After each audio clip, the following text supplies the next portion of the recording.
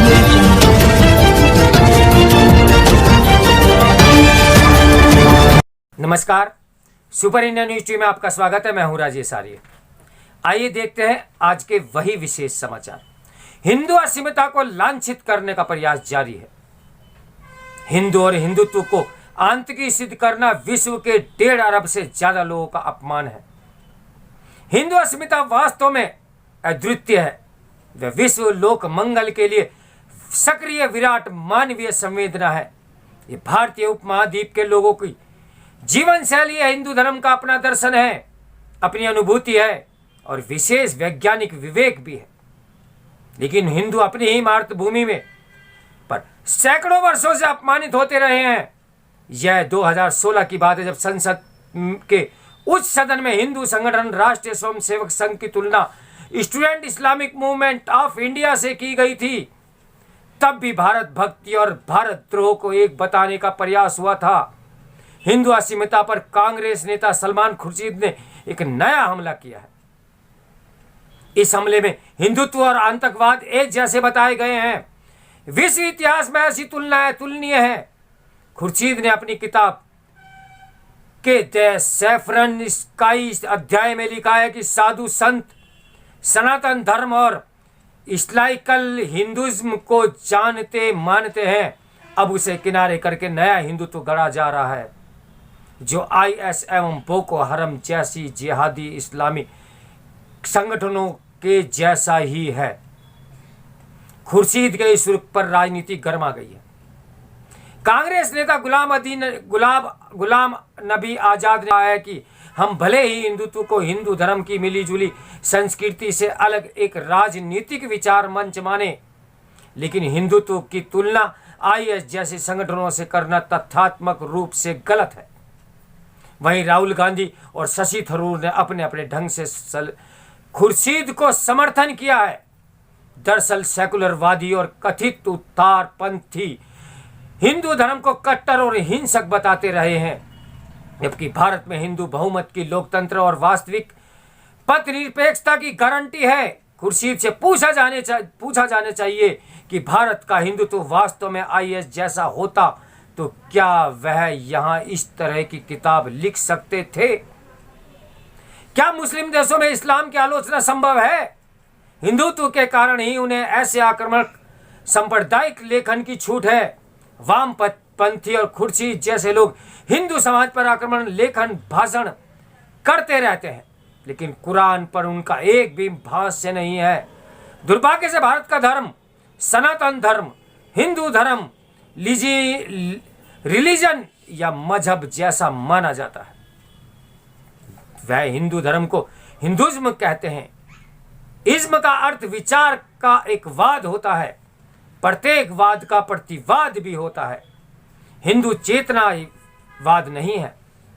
समाजवाद, साम्यवाद, मार्क्सवाद, पूंजीवाद, भौतिकवाद, आध्यात्मिकवाद जैसे अनेक वादों से लोग परिचित हैं। सभी वाद तत्कालीन समाज की मुख्य धारा से पृथक नई धारा का प्रतिनिधित्व करते हैं। हिंदू अस्मितावाद नहीं है, यह मौलिक है। इसी तरह हिंदुत्व शब्द का तत्व जोड़कर हिंदुत्व बना है।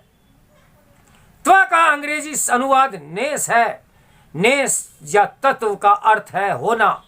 अंग्रेजी में स्टेट ऑफ बीइंग। हिंदुत्व अर्थात हिंदूनेस, हिंदू चिंतन और धर्म परंपरा के विरोधी हिंदुज्म और हिंदुत्व की व्याख्या वोट बैंक के लिहाज से करते हैं। हिंदू इस्लाम और ईसाईयत की तरह एक कोशीय रचना नहीं है। हिंदू बहुकोशीय धर्म है। डॉक्टर अंबेडकर ने रिडल्स इन हिंदुज्म में तमाम प्रश्न उठाए हैं कि हिंदू पत्थर पूजते हैं, नदियां पूजते हैं, कुछ पशुओं को भी पूजते हैं। किसी हिंदू से पूछिए कि वे हिंदू क्यों हैं, वह इसका सीधा उत्तर नहीं दे सकता। हिंदू परंपरा के भीतर अनेक रीतियां हैं, अनेक प्रतीतियां हैं और अनुभूतियां हैं। व्यवहार आस्तिकता के साथ विवेक सम्मत दर्शन भी है। हजारों देवी देवता हैं, तर्क है, प्रतितर्क है। हिंदू धर्म जड़ नहीं है। इसका जन्म किसी देवदूत की घोषणा से नहीं हुआ। वैदिक काल के पहले दर्शन का विकास हुआ। ऋग्वेद के रचनाकार विद्वानों ने प्रकृति के भीतर एक अत्र संगीत देखा, प्रकृति को नियमबद्ध पाया। उन्होंने प्रकृति की नियमबद्धता का नाम ऋत रखा। ताप देना अग्नि का धर्म है, नीचे बहना और रसपूर्ण होना जल का धर्म है। इसी तरह बीज का मिट्टी पानी पाकर पौध बनना, पौध में कली खिलना, फूल खिलना, फिर बीज बनना, ये सब नियमबद्ध है। पूर्वजों ने इससे प्रेरित होकर समाज के लिए भी एक आचार शास्त्र गढ़ा है। इसे सनातन धर्म कहा गया है। सनातन अर्थात जो सदा से है, नित्य है। सनातन वैदिक धर्म को सतत विकास हुआ है। गांधी जी ने जवाहरलाल नेहरू को लिखे एक पत्र में कहा था कि मेरे लिए हिंदुत्व छोड़ना असंभव है। हिंदुत्व के कारण मैं ईसाईयत, इस्लाम और अन्य धर्मों से प्रेम करता हूं। इसे मुझसे दूर कर दो तो मेरे पास कुछ भी नहीं बचे।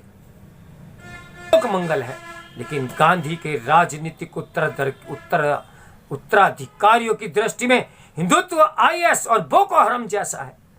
हिंदू कभी भी आक्रामक नहीं रहे। डॉक्टर राम मनोहर लोहिया समाजवादी के नायक थे। उन्हें सगुण निर्गुण धर्म पर एक दृष्टि से लिखा। हम आत्मसमर्पण की क्षति को खत्म करना सीखें, और यह तभी होगा जब हिंदू धर्म में आप तेजस्विता लाएं। हिंदुत्व की तेजस्विता अनिवार्य है, लेकिन आज भारत के समाजवादी गांधी लोहिया से बहुत दूर है। हिंदुत्व का अपमान समाजवादी सोच में पंथ निरपेक्षता है। हिंदू जीवन रचना सरल, तरल और विरल है। हिंदू होने का अपना एक विशिष्ट आनंद है। हिंदू भौतिकवादी हो सकते हैं, उन पर धर्म का कोई प्रतिबंध नहीं। उन्हें आध्यात्मिक होने की स्वतंत्रता है। उन पर किसी धर्म ग्रंथ का बोध नहीं। वे किसी भी विचार अपना सकते हैं। पुनर्जन्म प्राचीन हिंदू विश्वास है।